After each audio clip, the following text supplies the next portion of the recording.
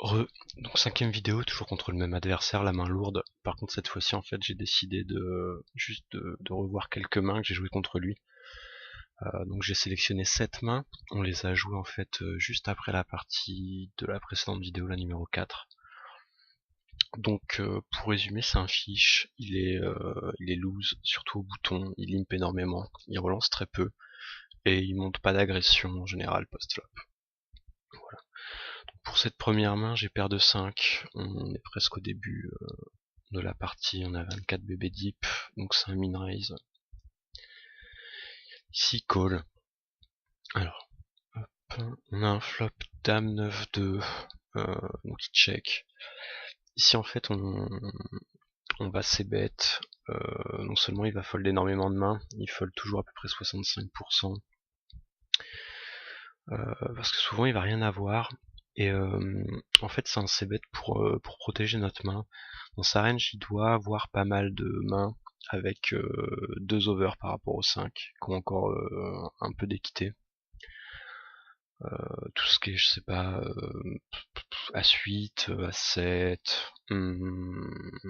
Valet 8, c'est peut-être un peu ambitieux de vouloir lui faire coucher un Valet 8, mais c'est tout à fait possible. Du coup je sais bête à 40 dans 80, étant donné que le board est un peu quand même un peu drawy. Et ici, il me check raise. Donc il check raise seulement 15%, c'est une range plutôt strong, je pense pas qu'il le fasse en bluff, surtout pas sur... pas en bluff pur en tout cas, et surtout pas sur ce board là. Le truc c'est qu'au niveau des notes que j'ai sur lui, voilà, on peut voir cette ligne là. Si check raise, voilà, au niveau de sa range, c'est top pair, middle kicker 2 fois, donc vraiment une range strong. Je l'ai jamais vu check raise en fait avec un tirage flush, donc c'est vraiment une raison supplémentaire pour abandonner tout de suite. On va pas call en espérant que le tirage flush sorte pas. On abandonne. Ensuite ici on a valet 10. Donc à ce moment là le stack effectif est de 20 big blind. Il limp. Là on a 2 solutions, voire même 3. On peut soit check, soit low raise à 90 maximum, peut-être un peu moins 80. Soit shove directement avec cette main là, elle est assez forte étant donné qu'ici il va, au niveau de ses stats, il limp une grosse partie et il fold 80%. Donc j'ai choisi de checker en fait, vu que la main elle joue quand même bien post-flop. Et sur la précédente partie je l'avais un peu fait tilter. En fait j'ai pas envie ici de raise à 80 et, et de voir un re-raise de sa part, ce serait pas très étonnant. Ok, donc on touche top pair, tirage par les deux bouts. Ici on va check étant donné qu'il stab énormément.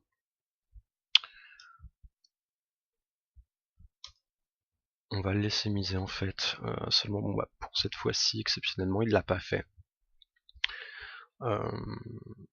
Quand il le fait pas, je pense qu'il a quelque chose. Donc il peut avoir ici, c'est possible qu'il a un valet. C'est possible qu'il a un 9, un 8, c'est possible également mais moins, je pense qu'il le bêterait comme un bluff en fait ici. Il peut également avoir un 10, seulement un 10, ou carrément les nuts, hein, dame 10, 7 et 10. Il peut aussi avoir des doubles paires. Et peut-être aussi des brelans. Le truc c'est que normalement il open toutes ses paires pratiquement. Par contre, il aime bien trap en fait quand il est short.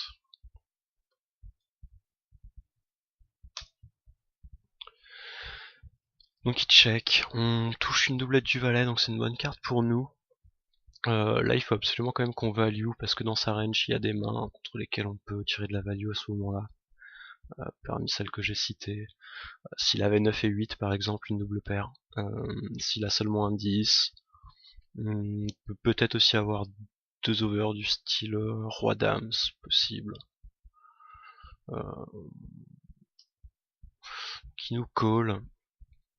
Alors, au niveau du sizing, 45 c'est bien, 60 aussi. Je pense que j'aurais préféré 60 au final pour mettre un petit peu plus de jetons dans le pot pour pouvoir en fait chauve la river facilement, que ce soit un peu plus un peu plus fluide au niveau des sizing river. Le truc c'est que river on a une brique totale qui sort. Et à ce moment-là, qu'est-ce que j'ai fait? Ok, j'ai check pour le laisser bluff. Parce que tous les tirages river ont échoué. Euh, Ça peut arriver qu'il ait finalement 2 cœurs et qu'il nous école pour cette raison-là au turn. Ça peut arriver aussi qu'il ait seulement le 10 et il a rien du tout au final. Et le truc c'est que vu son stack, je pense que c'est vachement intéressant pour lui de se battre pour le pot. Donc le plan c'est de check call en espérant un bluff de sa part. Qui nous envoie tout. On call et il nous montre paire de 8. Donc il était en train certainement de nous trapper pré-flop. Il espérait qu'on le raise. Moi personnellement je raise pas mal à ces profondeurs là quand ce genre de joueur me limite dessus. Par contre bon valet 10 ça joue trop bien. Ça joue trop bien post-flop pour le faire trop souvent avec cette main là. Bon on s'est fait avoir ici mais finalement on avait un plan, on l'a suivi et ça s'est pas bien passé. La main d'après, on a 4 de off. Il nous limp encore dessus, donc ici on check, on réalise notre équité, on est content. Et on trouve un tirage par les deux bouts encore une fois. Alors le hic, c'est qu'on n'a aucune showdown équité avec cette main-là. Personnellement, quand c'est comme ça, j'aime balancer tous mes jetons au milieu en créant un maximum de fold d'équité. Si je veux arriver à ça, j'ai pas 50 solutions. Soit je check raise en espérant que cette fois-ci il stab. Quand il va stab 40. On va mettre à ce moment-là presque 400 jetons, son stack dans le coup. J'aime pas trop au niveau des sizing. Et en fait, je préfère ici lead. Parce que si je lead, il peut se passer 3 choses. Un bon cas, c'est quand il fold. On n'est vraiment pas mécontent du résultat. Un bon cas également, c'est quand il va nous raise. Parce qu'à ce moment-là, on va pouvoir le re-raise et mettre tous nos jetons au milieu, en ayant énormément de fold d'équité. Et ce sera à ce moment-là assez dur pour lui de nous call. Il n'y a pas énormément de mains avec lesquelles il pourra faire ça. Le troisième scénario, c'est quand on va bet et qu'il va just call. Donc c'est le pire entre guillemets des scénarios. Par contre, il est vraiment pas catastrophique. Si jamais on a n'importe quelle carte supérieure au 10, au turn, on va pouvoir faire un deuxième barrel. Et il couchera encore pas mal de mains à ce moment-là. On pourra même penser à barrel toutes les cartes supérieures au 5. Et avec toutes les autres cartes, en fait, notre équité sera accrue parce qu'on va toucher une paire ou notre tirage. Le truc également, c'est que si on bet et qu'il nous call, si on a un as qui sort turn ou river, étant donné qu'on l'a pas raise pré-flop, il y a très très peu de chances qu'il nous donne du crédit dessus. Il doit quand même, il le sait hein, qu'on le raise beaucoup. Je pense qu'il se dit qu'on le raise à chaque fois qu'on a un as quand il imp. Le truc c'est qu'on pourra soit provoquer un bluff de sa part, soit faire un gros bet si on pense qu'il a quelque chose et provoquer un hero call. Donc j'ai choisi de lead, j'ai mis 30 dans 40. Et ici il m'a raise. Alors, étant donné que j'ai toujours la même note sur lui, comme quoi il aime bien sous-jouer ses jeux, je pense qu'avec un 10, avec la plupart de ses 10, il va just call. Donc je mets très peu de 10 dans sa range quand il fait ça. Alors, il faut aussi noter que lui, quand il bet dans les polympés, c'est souvent R qu'il a à ce moment-là. Et ça peut être une raison pour laquelle il nous raise ici, c'est parce qu'il pense qu'on fait comme lui, qu'on mise avec rien du tout. Donc le plan, quand il nous raise, c'est de reshove. À ce moment-là, on a une grosse fold d'équité. Il a mis 25% de son stack. On lui demande tout. Alors, si on s'est trompé, qu'il a un 10, bah c'est pas grave, ça arrive de se tromper. On n'est pas totalement mort. Et si jamais par exemple il nous a fait ça avec un 5, même si on lui donne le meilleur 5, style As5, c'est assez dur pour lui de nous call à ce moment-là. Et les mains comme, je sais pas, il a aussi pu faire ça avec par exemple As4, As2, 6 et 7, 6-4, 4-2, la même main que nous. Et là aussi, il va fold pratiquement toutes ses mains. Et le plan se passe bien. Donc ici, je suis vraiment content que ça se passe comme ça. Alors j'aurais préféré un fold direct de sa part. Par contre, quand il nous raise, qu'on shove et qu'il couche, c'est de cette manière-là, je pense qu'on gagne le plus de jetons avec notre main. Donc c'est aussi un bon résultat. Alors la main d'après, on a As7 au bouton, As7 off. Il open 3x. Donc je me souviens en fait, à ce moment-là, il openait énormément de boutons par rapport à d'habitude. C'était au moins le troisième à la suite. Et moi au contraire, étant donné qu'il était un peu en tilt, je me suis un peu tightifié. Du coup là, avec un stack effectif de 15 big blind, je pense que on peut pas vraiment, enfin on peut call, mais c'est pas terrible. Il va lui rester deux pots au niveau de son stack, 2 fois le pot. C'est pas top. Ici en fait je pense qu'on peut shove parce que dans sa range, étant donné qu'il a élargi sa range de relance au bouton, je pense qu'ici il va call en fait tous ses As2 à As7, toutes ses pockets inférieures à 7 avec lesquelles on est en coin. Toutes ces mains là dans sa range, elles vont pas facilement trouver un fold ici. Et on les domine à peu près. Enfin cette range là on la domine clairement. Par contre bon bah tout ce qui est As7+, c'est clair que là c'est lui qui nous domine. Je pense que c'est pas un spot, c'est pas le spot de l'année. Par contre je pense clairement qu'il est bon en termes de V. Il nous call et il nous montre 3-10. Donc j'avais pas pensé à ce style de main. Mais clairement ça fait partie de sa range. Bon, on n'a pas un avantage en équité phénoménal. Par contre, on est devant, c'est tout ce qui compte. On n'a pas fait d'erreur ici en 3 bétants, même si le tracker nous dit sur 430 mains que il a un PFR de 20 à peu près. Avec la dynamique en cours, à savoir qu'il raisait beaucoup de boutons, qu'il était un peu tilté, fallait clairement s'attendre à avoir ce type de main dans sa range. Donc pas de chance, il chip ce coup-là. Alors, cette main-ci, on a valet 3 au bouton, valet 3 off.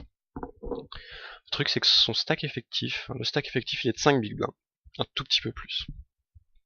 Un tableau qu'il est intéressant de regarder parfois, c'est le tableau de Slansky-Shubakov. Si on le regarde et qu'on regarde notre main, on voit que le chiffre, il est de 4 big blinds environ. Donc ça veut dire clairement que si notre adversaire sait qu'on shove valet 3, et qui colle uniquement avec les mains qui sont meilleures ou égales à valet 3, le call est le push est bon. Le truc c'est que notre adversaire voit pas notre main bien sûr, et lui est tight sur les open shove. J'ai une petite note ici. Voilà. Sur 8 fois, il a call seulement 2. Bon, c'est pas, il n'y a pas énormément d'occurrences, mais déjà c'est pas c'est pas un fiche ici qui va nous call avec 6-5 suité par exemple, avec ce style de main. Et lui en l'occurrence, ici avec Dame 4 par exemple, qui est une meilleure main que nous, il nous colle pas.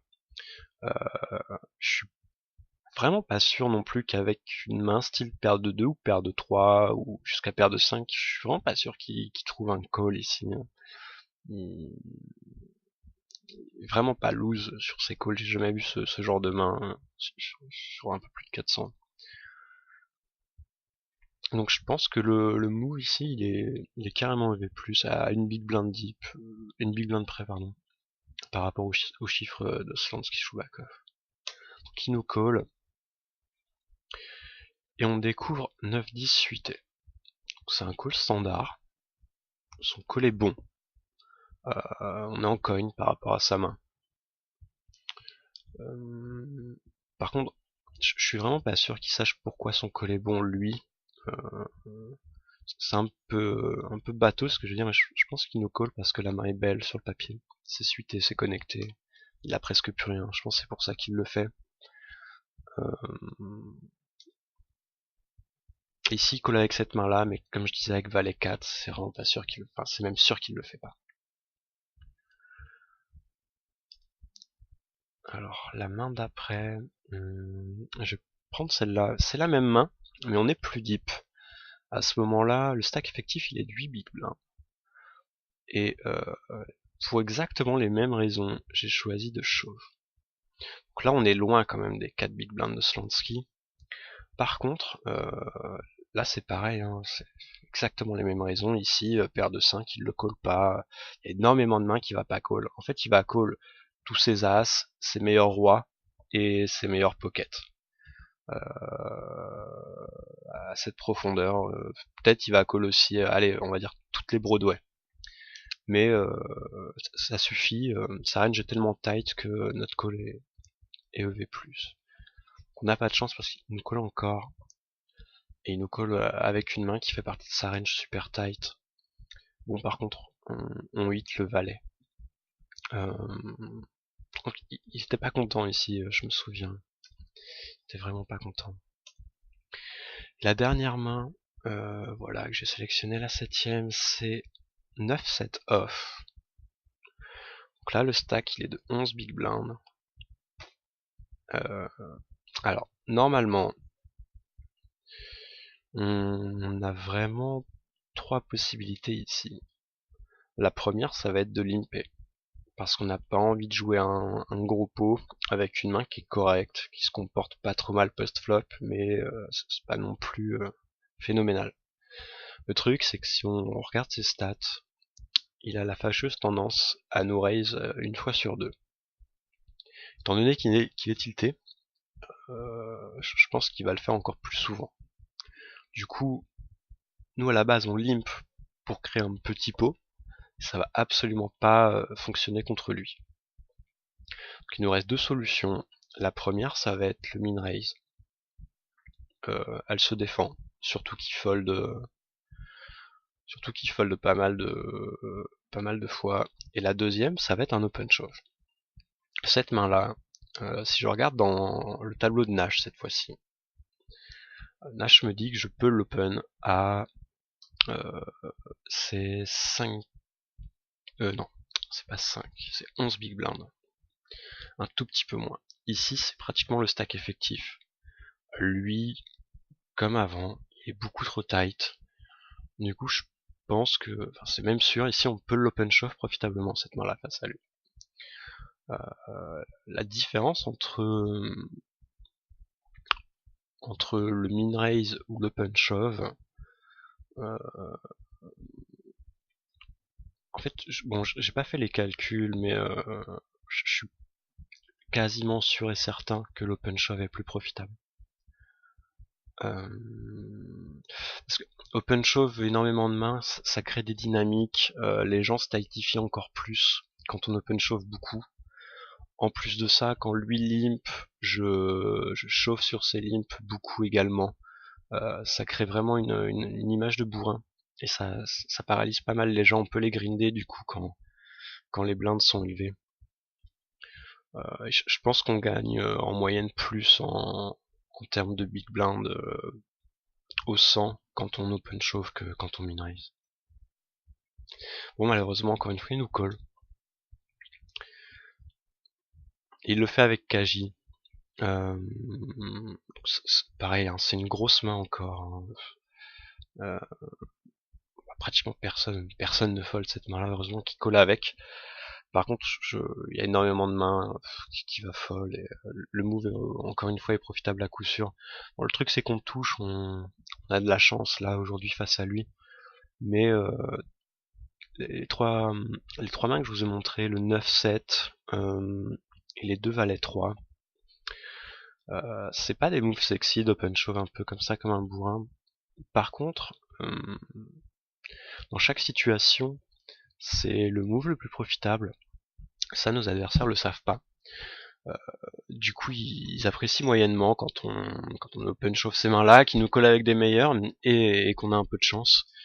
On se fait traiter de fiche, on se fait insulter, etc.